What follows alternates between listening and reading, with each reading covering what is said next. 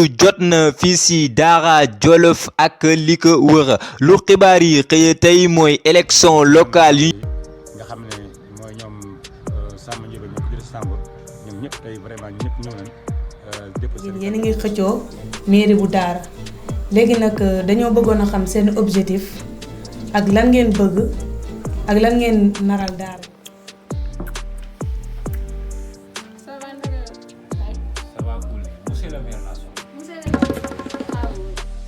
keroog jiw yi ñëw na fii di ma imposer ci affaire politique quoi. booy dégg nga ci affaire politique. kenn ku ne kola politique bi. su baakoon.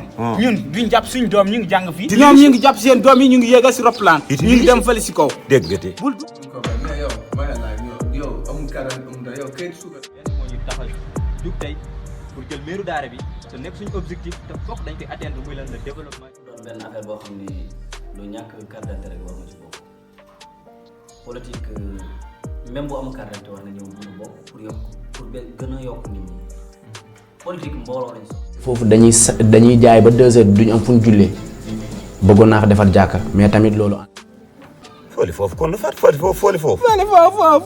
ak yow li nga wax léegi. ñu ngi wax foofu. Idrissa Samb yow fi nga xam. Daara yëpp yow la nga xam. rawatina yow foog nga dëkk fa Daara Mbéyeen parce que yaa ngi dimbali askan wi. ñu ba fii nii tey pour seet ki nga xamante ni mooy docteur Moussa Sow donc loolu day dalal suñu xel parce que ñun ñoo waroon a dem seeti ji leen mais malheureusement yéen a def le contraire. di nga am 100000. 100000. waaw. waaw parce que keroog réunion bi ñu demoon amuñu kenn ku ne 100000 te meeting bii di ñëw sax kenn ku ne 200. yooyu metti nag.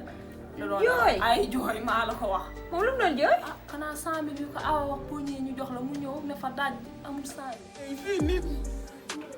lu kaw.